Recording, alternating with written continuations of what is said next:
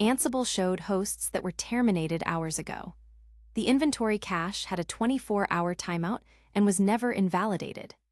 Let's break down Ansible Dynamic Inventory, how it works, and the exact mistake behind that failure. Dynamic Inventory automatically discovers your servers from cloud providers like Amazon Web Services, GCP, or Azure. Instead of manually listing hosts, you configure a plugin that fetches live data and groups instances by tags. Inventory plugins are the modern way. They integrate deeply with Ansible, support caching, and are configured via YAML. Legacy scripts are brittle and lack these features. Here's a basic configuration for the Amazon Web Services Elastic Compute Cloud plugin. You specify regions, filters, and how to group hosts. The Compose section sets the connection address. Tags are the backbone of dynamic grouping. With keyed groups, you can automatically create groups like role web or env production. But tag values must be alphanumeric to avoid invalid group names. This configuration creates groups like role web and tier frontend from your tags. The separator is empty to avoid double underscores. If a tag value contains spaces or parentheses, Ansible may fail to create the group or skip it. Always enforce alphanumeric tag values. You can also group by attributes like instance type or region. Use Compose to create custom variables, then group on those. For example, create a variable env-role by combining environment and role tags.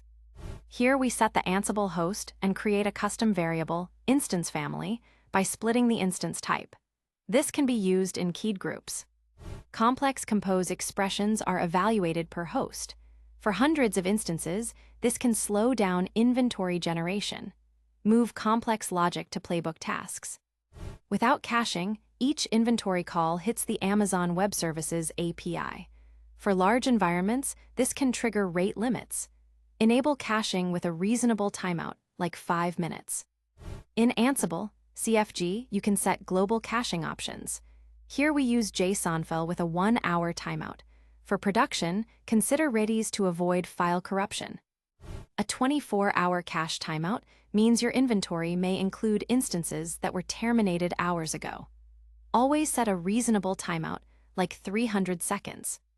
Always test your inventory configuration with Ansible Inventory List. This outputs the full inventory as JSON, which you can inspect with JQ. Use debug to catch errors. Here are common test commands. The export flag strips meta for cleaner output. Use graph to see group hierarchy. For Google Cloud, use the GCP Compute plugin. It uses labels instead of tags and requires zone scoping for performance. Always enable caching. Here's a GCP configuration.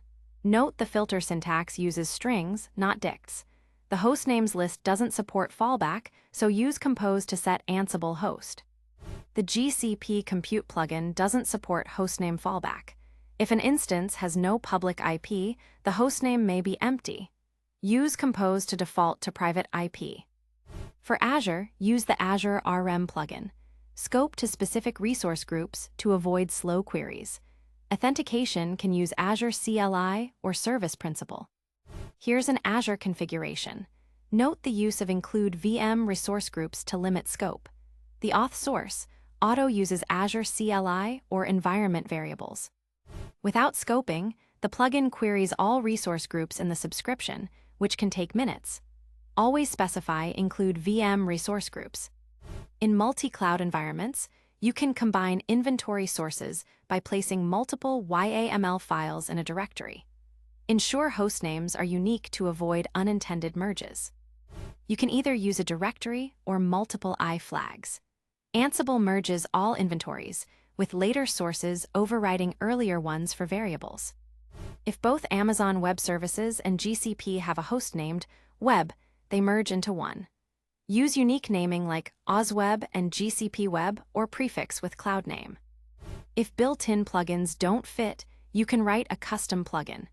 It's a Python module that inherits from base inventory plugin, but only do this as a last resort. Here's a minimal custom plugin. It adds a host and a group. But remember, you now own its bugs and compatibility with future Ansible versions. This is the same issue we highlighted at the start. Here's exactly why that happened. The cache timeout was set to 24 hours, so the plugin returned old data. Instances that were terminated hours ago still appeared, and new instances were missing. The inventory cache timeout was set to 24 hours, causing Ansible to use stale host data long after instances were terminated. The fix reduced the timeout to 300 seconds and flushed the cache. The fix was simple: set cache timeout to 300 seconds and clear the stale cache. In CI/CD, always use flush cache to ensure fresh data. This is the exact line that caused the incident. A 24-hour cache timeout meant the inventory was never refreshed. Always set a reasonable timeout.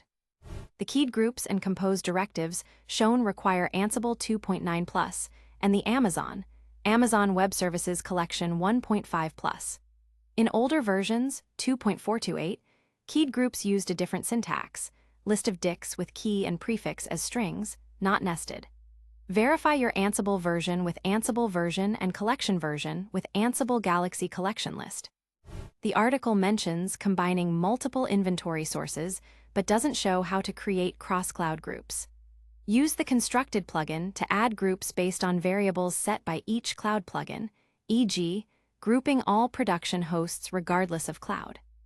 The article warns about cache timeout, but not about cache poisoning from partial failures. If the plugin encounters an API error mid-run, it may cache a partial inventory. To mitigate, set cache timeout low, e.g., 60s for critical environments, or use flush cache in CI. For multi-controller setups, prefer Redis cache to avoid file corruption. When inventory fails, start by checking Amazon Web Services credentials. Then run Ansible Inventory with debug to see errors. You can also inspect the cache file directly. Let's run through some common interview questions. What is the difference between an inventory plugin and a script? Plugins are integrated, support caching, and are configured via YAML. Scripts are standalone and deprecated. How do you group instances by environment tag? Use keyed groups with key, tags, environment, and prefix. Env.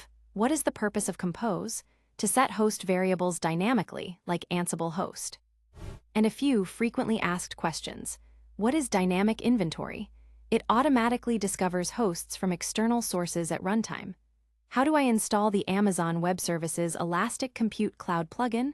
Run Ansible Galaxy Collection, install Amazon Web Services. How do I force cache refresh?